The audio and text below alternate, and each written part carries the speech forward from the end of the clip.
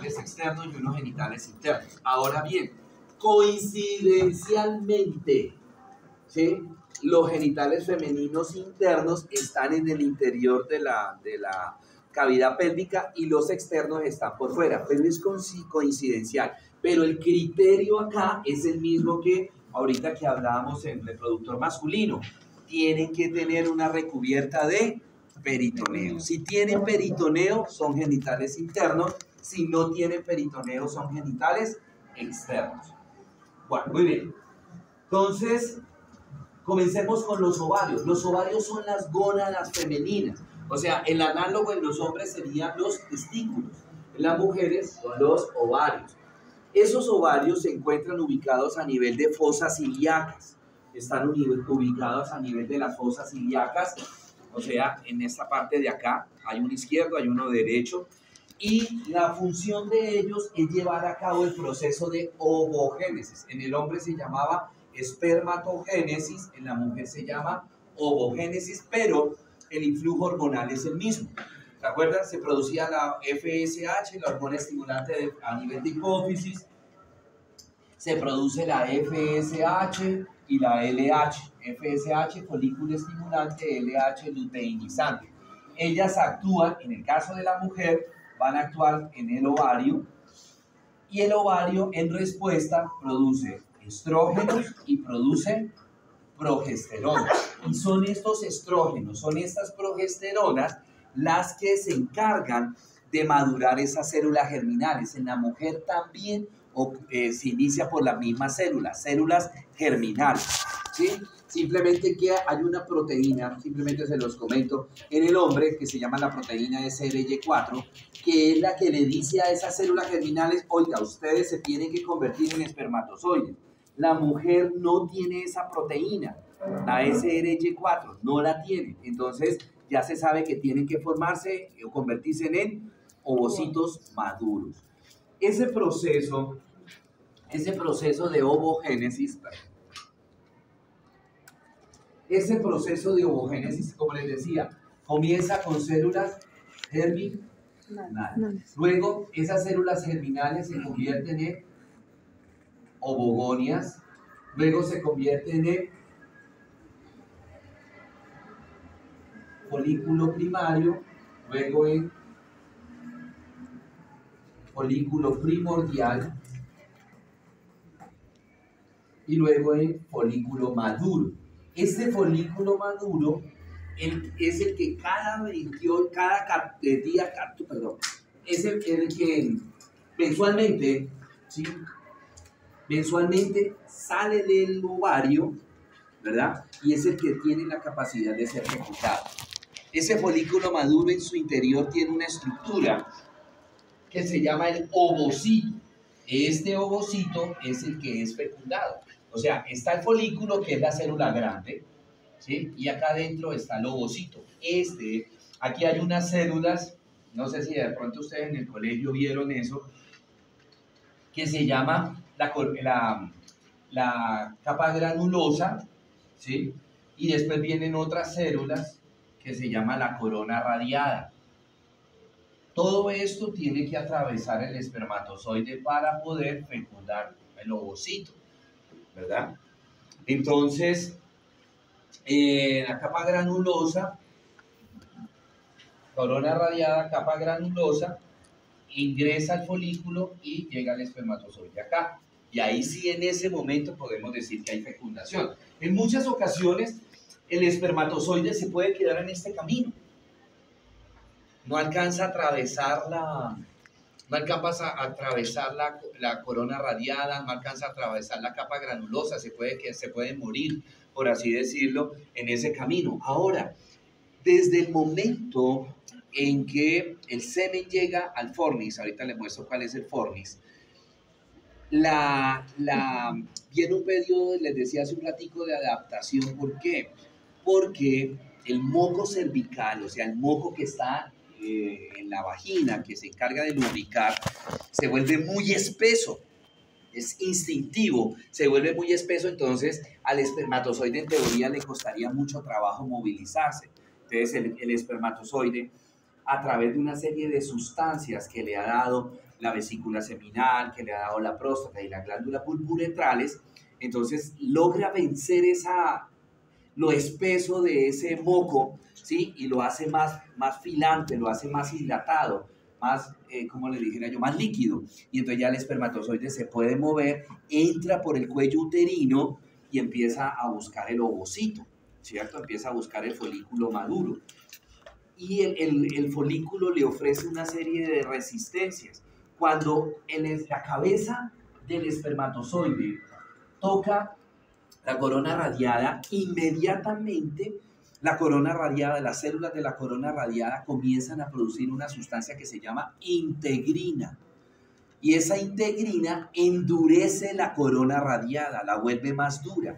Y el espermatozoide saca su carta de poder, le digo yo, y produce una sustancia, una enzima que se llama desintegrina. O sea que esa desintegrina vuelve a poner la corona radiada como era antiguamente, como era antes de que el espermatozoide la tocara. Y entonces, en ese momento que por acción de la desintegrina vuelve y juega, la corona radiada se torna nuevamente blandita, entonces empieza a penetrar.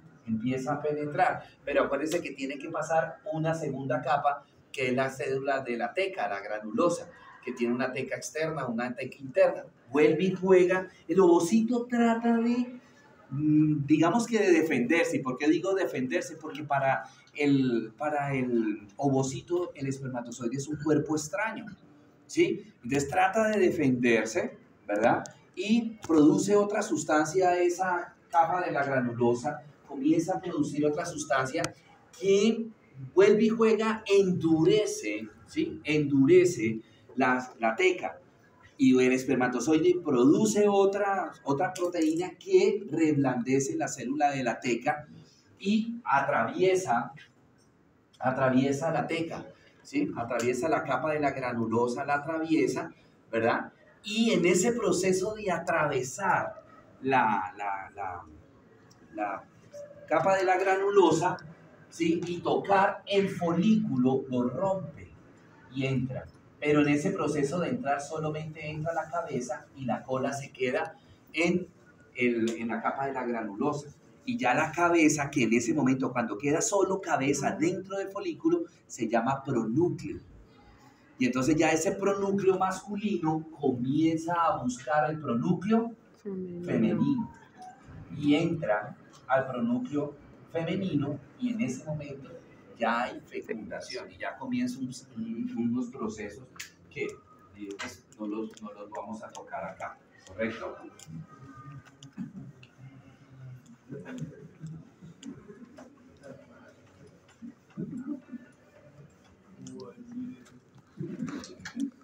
Bueno, muy bien.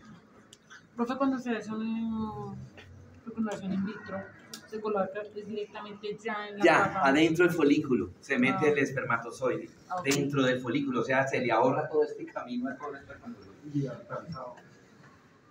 Ahora entendemos por qué su merced permanece cansado. Pero por eso. Bueno, muy bien. La irrigación, bueno, ese ovario, ahorita les muestro acá.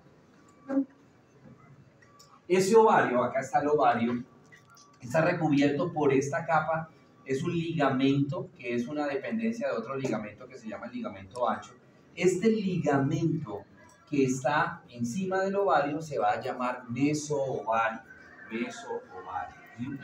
El ovario está está flotando, queda flotando en la cavidad, en las fosas ilíacas. Imagínense ustedes, yo soy el útero, mis brazos son las trompas y mis manos son los ovarios. Él está acá, flotando, ¿verdad? Entonces tiene que tener una serie de ligamentos que lo ayuden a mantener en esa posición, ¿cierto? El mesovario mantiene unido el ovario a la trompa. Esa sería la trompa uterina, ¿sí? Pero tenemos otros dos ligamentos muy importantes. Hay un ligamento que une el ovario al útero, que se va a llamar el ligamento propio del ovario, es este. Y hay otro ligamento que une el ovario a la pared abdominal, ¿sí? A la parte lateral de las fosas ilíacas, se va a llamar el ligamento suspensorio del ovario. Ligamento suspensorio del Ahorita vemos la indicación de todo para que lo entendamos mejor. Bueno, luego siguen las trompas uterinas. Las trompas, también llamadas oviductos, son un canal, son un conducto por donde va a viajar el folículo una vez que sale del ovario. Él cae a un canalito que hay. Aquí sale el folículo maduro, cae y empieza a viajar por toda la trompa uterina, ¿sí? Esa trompa uterina tiene tres partes. La parte más distal, esta de acá, se va a llamar infundíbulo, luego la parte central se va a llamar ampolla y la parte medial se va a llamar isma. En el evento que suceda un embarazo, la fecundación ocurre en la ampolla, o sea, en la mitad de la trompa uterina ocurre el embarazo, ocurre la fecundación. Y ya una vez fecundado, ese ovocito empieza a viajar, sigue viajando por el resto de la trompa para caer en el útero, específicamente a nivel de endometrio, ¿sí?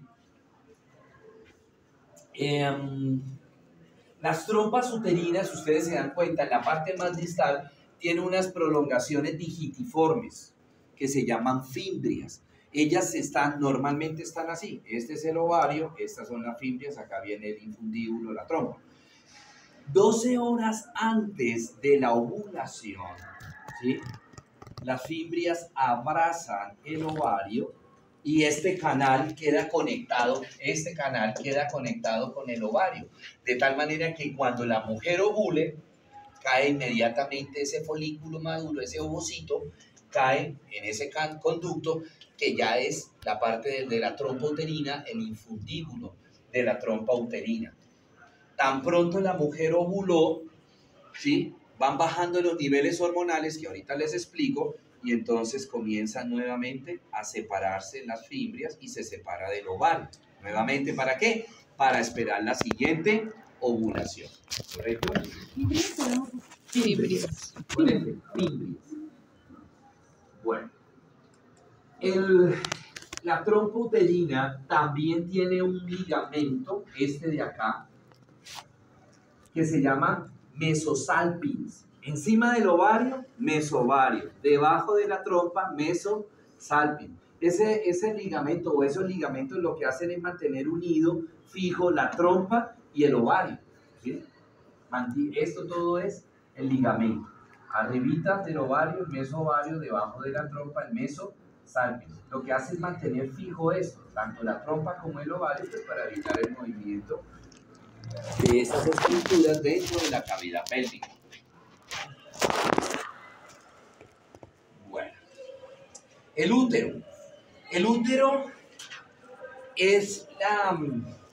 tiene muchas funciones. El útero es la parte, digamos, como funcional del ovario. Del ovario, no, del aparato reproductor femenino, sin decir que las otras no cumplen funciones, pues sí, ya los hemos dicho. El ovario, pues maduran los folículos, las trompas, transportar ese folículo.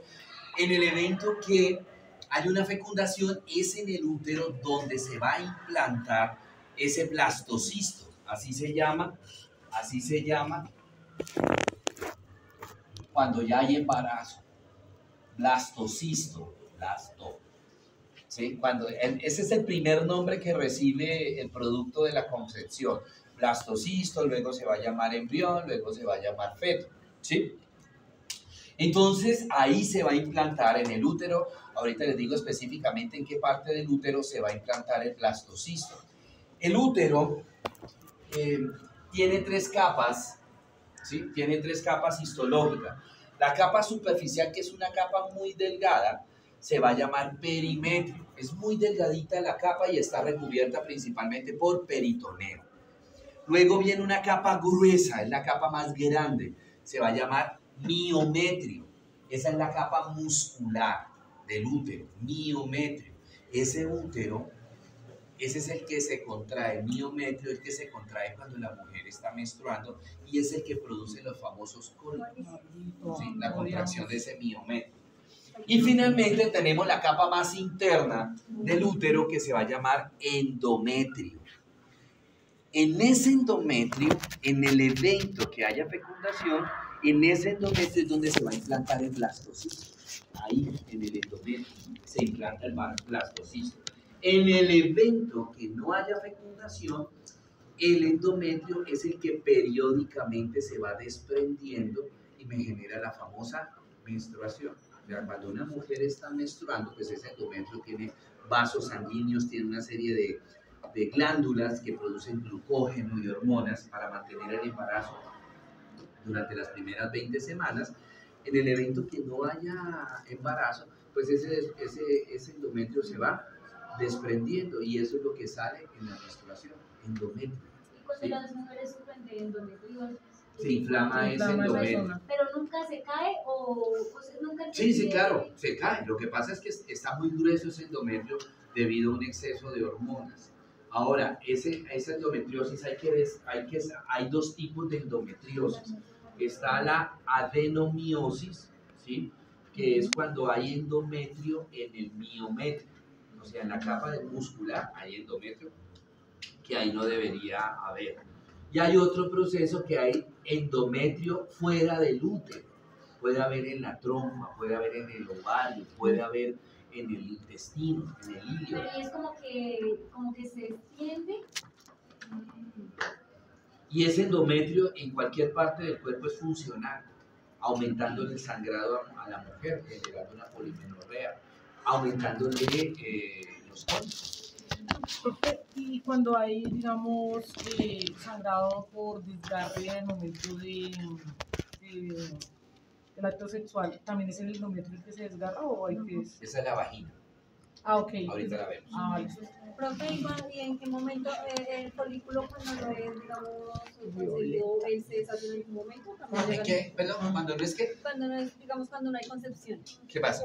Cuando no se fecunda, ¿él se deshace en algún momento? Sí, él sigue viajando, él sigue su viaje, cae al útero, pero como no hay embarazo, no hay producción hormonal, él se va desintegrando. ¿Cuánto dura más o menos eso? En 72 horas.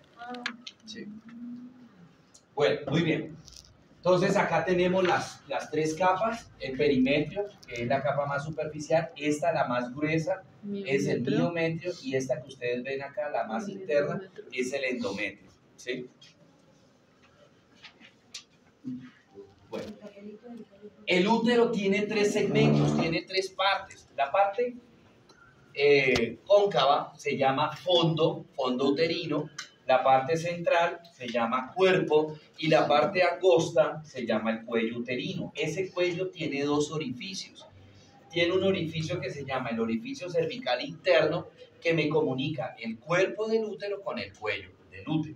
Y hay otro orificio que es el orificio cervical externo, este de acá, que me comunica el cuello, aquí ya estaría la vagina. ¿Sí? Entonces, el orificio cervical externo es el que me comunica el cuello con la vagina. Ahí en el orificio cervical externo, cuando a una mujer le hacen un papanicolao, o sea, una citología, le toman muestra. ¿Sí?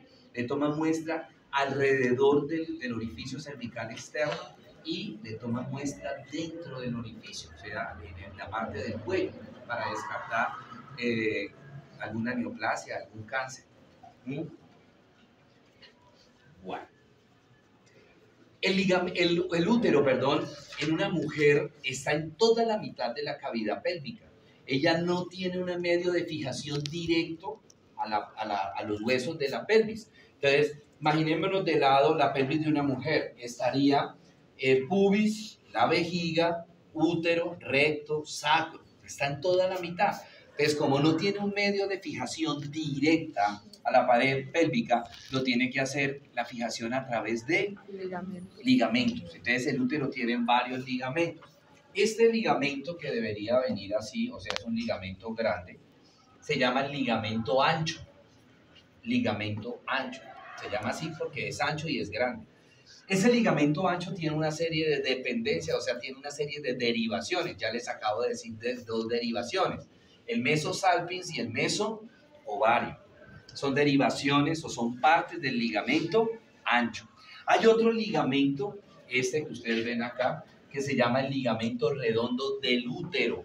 Acuérdense cuando vimos hígado, yo les decía hay un ligamento redondo en el hígado, ligamento redondo del hígado, y dije, ojo, no lo tienen que dar nombre y apellido completo. ¿Por qué? Porque hay otro ligamento redondo, que es el que está muy bien, el útero. Hay otro ligamento, este que está acá, que se llama el ligamento transverso. En la parte posterior hay otro ligamento que se llama el ligamento útero-sacro, que va de la parte posterior del cuello uterino hasta el hueso sacro. Y finalmente tenemos otro ligamento más abajito que se llama el ligamento cardinal. Ese ligamento cardinal es muy importante, ¿sí? ¿Por qué? Porque cuando a una mujer ustedes han escuchado de pronto que hay pacientes que dicen, y ustedes van a ver mucha paciente que le tienen que hacer tomografía o le tienen que hacer resonancia, es que tengo la vejiga caída, es que tengo la matriz caída, ¿sí? O sea, tienen un cistocele o tienen la palabra cele, el sufijo cele significa prolapso, significa protrusión. El prefijo pues me está diciendo qué es lo que se está protruyendo. Histerocele, útero, prolapso uterino. Cistocele, vejiga, caída o prolapso de la vejiga. Histerocistocele, las dos cosas, ¿sí? Entonces, cuando una mujer tiene un histerocele o un cistocele, lo que sea, o por algún motivo le van a hacer una histerectomía, o sea, le van a sacar el útero, le van a sacar la matriz. ¿Por qué? Porque de repente tiene un cáncer, o porque de pronto tiene nódulos, una miomatosis uterina, o porque de pronto tiene un prolaxo vesical y uterino. Entonces, ya una señora por allá, 60 y algo de años, ¿para qué quiere dejarle el útero?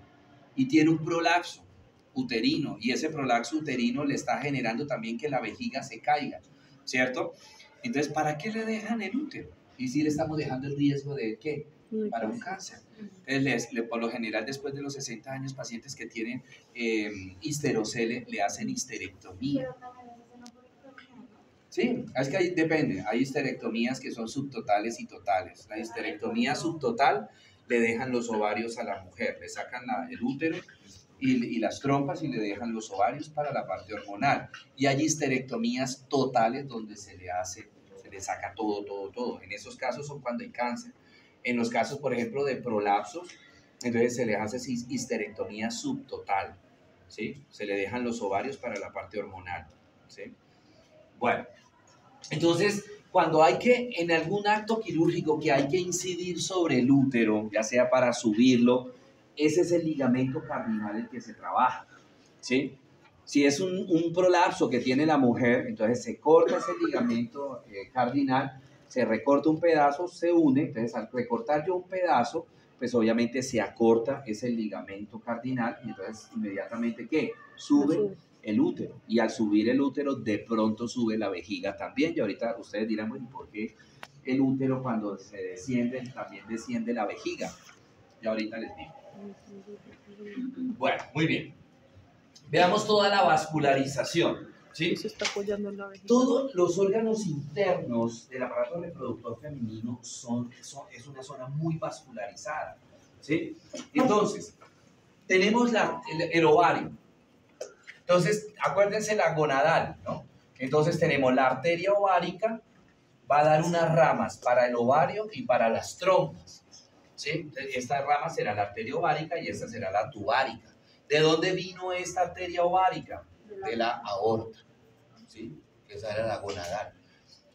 Pero también está esta arteria, que es la arteria uterina, ¿sí? La arteria uterina. ¿De dónde rama la arteria uterina? De la ilíaca interna, ¿sí? Entonces, miren lo que hace la arteria uterina. Bueno, obviamente me va a dar unas ramas gruesas, ¿para quién? Para el útero, pero también me da unas ramas para el ovario y unas ramas para la trompa.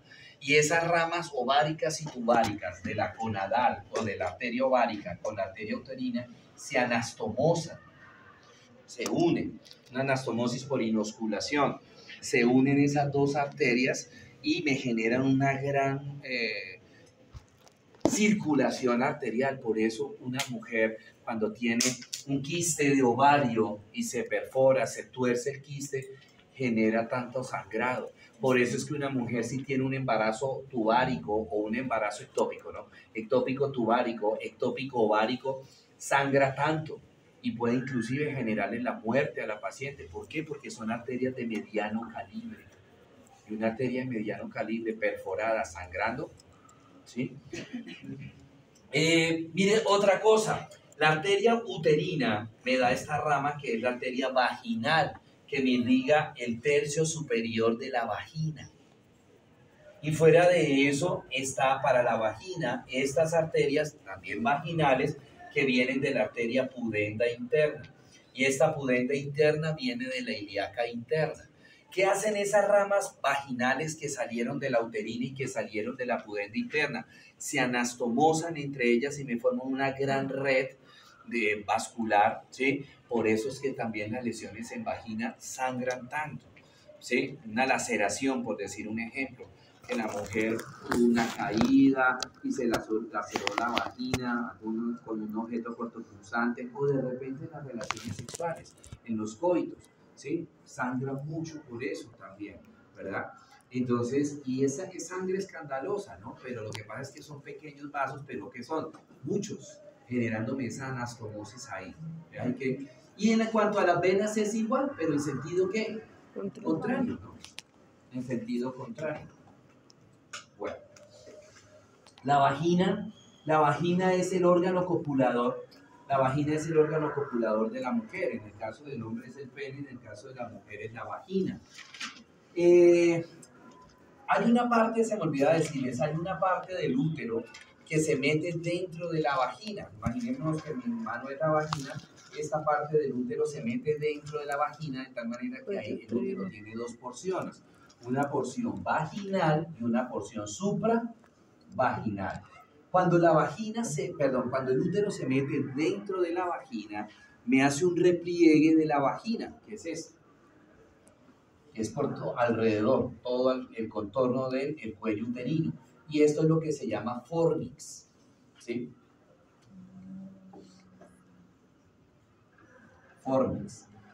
Cuando un hombre eyacula, el semen tiene que llegar acá para empezar a iniciar una posible fecundación, ¿sí? Cuando el semen no sale con mucha fuerza en un hombre y se queda de repente en el tercio inferior o en el tercio medio de la vagina, la mayoría de los espermatozoides, pues es un trayecto pequeño, pero para un espermatozoide que es microscópico, ese trayecto es muy largo y se mueren en el camino, ¿cierto? Desde el semen cae acá al fornix. Acá está el orificio cervical externo, orificio cervical interno, ¿no? Esa vagina termina a nivel de la vulva en un orificio que se llama introito vaginal, ¿sí? Ese introito vaginal en una mujer cuando nace está tapizado, está tapado por una membrana también fibroelástica que recibe el nombre de himen. Igual, el himen sería, guardando proporciones de tamaño y fuera de eso de topografía o de localización, el himen sería como el prepucio en el hombre. En cuanto a constitución, fibras, tejido fibroelástico, ¿cierto? ¿Qué particularidad tiene ese himen? Que ese himen es fenestrado, o sea que tiene ¿qué? Orificio, tiene un hueco. ¿Para qué? Uno o varios huequitos pequeños, para que salga la menstruación mientras que la mujer no ha tenido relaciones sexuales, ¿sí? Cuando la mujer tiene relaciones sexuales, ¿sí? Entonces el pene coge el himen, lo golpea el himen y lo empuja. En el momento en que la presión del pene supere la tensión del himen, se rompe el himen y es cuando se habla de que la mujer inicia una vida sexual activa. No es que ha perdido la virginidad, ese es un concepto completamente moralista, ¿sí? Simplemente que cuando el himen se rompe, la mujer inicia una vida sexual activa. Puede ser que esa mujer solamente tenga esa relación, ¿sí? Y después la próxima relación, la segunda la tenga dentro de 6 meses, la tenga dentro de 1 año, 50 años. O puede ser que ya empiece a tener relaciones más frecuentemente. De todas maneras, inició una vida sexual activa, ¿correcto? Bueno, Hasta ahí irían los genitales internos, luego vienen los genitales externos. Los genitales externos son un conjunto de estructuras que la vamos a dividir en dos grandes grupos. El primer grupo se va a llamar monte del pubis y el segundo se va a llamar la vulva, ¿cierto? Ok, monte del pubis, vulva, ¿cierto? El monte del pubis se caracteriza porque es un panículo adiposo, es decir, es piel y debajo hay una gran cantidad de tejido adiposo. Buenos días, como lo desperté por mi voz. Usted, dime, está ya que me llama cada rato. Yo ya me iba a ir para allá precisamente porque dije, le iba a decir a la novia, agarre de la cabecita de esa criaturita, no es que me entupe. Y después, profe, ajá, no me va a ayudar.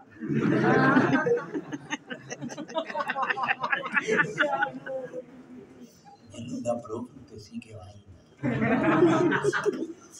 Eso sí no cuenta ya. Eso que ustedes no lo vieron el fin de semana como estaba estudiando Morco, ¿cierto? Severa rumba vallenata que andaba, profe, oye, ven, no te vas a venir para acá, profe. Ustedes que lo llevó a la rumba, ¿no? Usted, él me dijo eso. Ah, fue el otro. Tiene como que me facilita. Él no me dijo nada. Listo. El monte del pubis, entonces, es piel con tejido adiposo. ¿Qué particularidad tiene esa piel? Que tiene gran cantidad de folículos pilosos, tiene también glándulas sudoríparas y glándulas sebáceas. Esos folículos pilosos pues me van a formar lo que es el vello púbico, ¿cierto? Muy bien, luego viene la vulva, que ya la vulva está constituido por varios elementos, ¿sí? ¿Cuáles son los elementos que me constituyen o que me forman la vulva? Primero, los labios mayores, que son una prolongación, por así decirlo, del monte de pubis, ¿sí? Es como una prolongación hacia la región de la vulva, ¿sí? La única diferencia es que tienen menos cantidad de folículo piloso, es mínima la cantidad de folículo piloso que tienen los labios mayores. Tiene más glándulas sebáceas o glándulas sudoríparas. ¿Para qué? Para mantener hidratada esta zona, para mantener lubricada esta zona. Luego vienen los labios menores, hacia la parte medial de los labios mayores vienen los labios menores, que ellos ya no son de componente cutáneo, sino componente mucoso, ¿sí?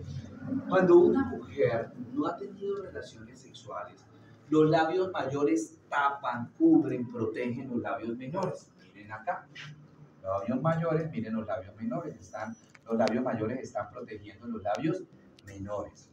Cuando esa mujer ya comienza a tener relaciones sexuales, y obviamente, pues en la medida que van siendo frecuentes esas relaciones sexuales, esa mucosa de los labios menores se hipertrofia y se sobresale y tapa a los labios mayores. Mírenlo acá, ¿sí? Estos son los labios menores y mira atrás los labios mayores, ¿sí? Completamente hipertrofiados esos labios menores. Los labios menores, tanto arriba como abajo de la vulva, se van a unir y me van a formar arriba lo que es la horquilla superior y abajo lo que es la horquilla inferior. Esa horquilla superior, a su vez, los labios menores se unen y me forman esta estructura como a manera de túnel que se llama el prepucio del clítoris. Prepucio del clítoris, ¿sí? Y dentro de ese prepucio del clítoris, pues obviamente va a estar el clítoris, ¿sí? Que el clítoris, respetando o guardando proporciones de tamaño, es eréctil. Él también se erecta, pero solamente tiene un cuerpo cavernoso. Solo tiene un cuerpo cavernoso. El hombre tiene dos cuerpos cavernosos y el pene, además de los dos cuerpos cavernosos, tiene cuerpo esponjoso. En el clítoris solamente hay un cuerpo cavernoso. El clítoris lo forman los mismos músculos que formaron el pene, forman el clítoris, que son el músculo isquiocavernoso y el músculo bulboesponjoso. Entre los labios mayores y menores de un lado, con los del lado contralateral, existe este espacio que recibe el nombre de vestíbulo. Y en ese vestíbulo encuentro dos orificios, uno superior pequeño que se va a llamar el meato urinario. Ahí termina la uretra femenina, ¿sí?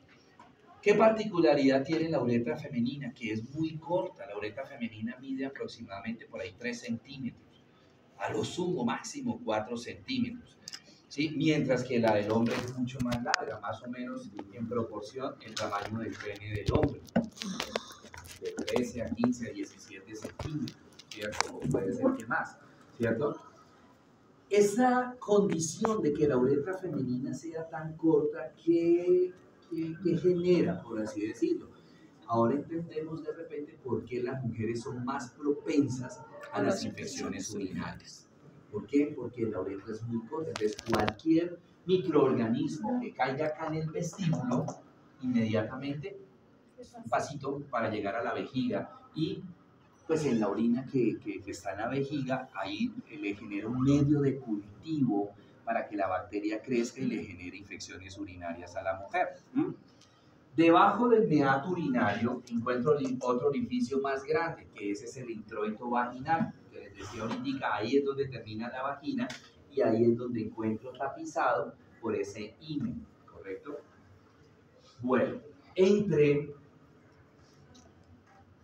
aquí tenemos, mire, la hipertrofia de los labios menores, tapando los labios mayores. Acá tenemos el prepucio del clítoris, tenemos el clítoris, horquilla superior, horquilla inferior, vestíbulo, meato urinario, introito vaginal, ¿correcto?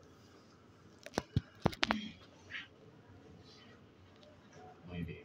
Aquí están los dos músculos que forman el clítoris, el isquio cavernoso y el bulbo esponjoso, ¿cierto? Bueno, ahí en el vestíbulo, entre el meato urinario y el introito vaginal, ahí hay unas glándulas que se llaman las glándulas vestibulares mayores, a que hace mucho tiempo se llamaban las glándulas de Bartolini. Ya no se usa ese nombre, sino glándulas vestibulares mayores.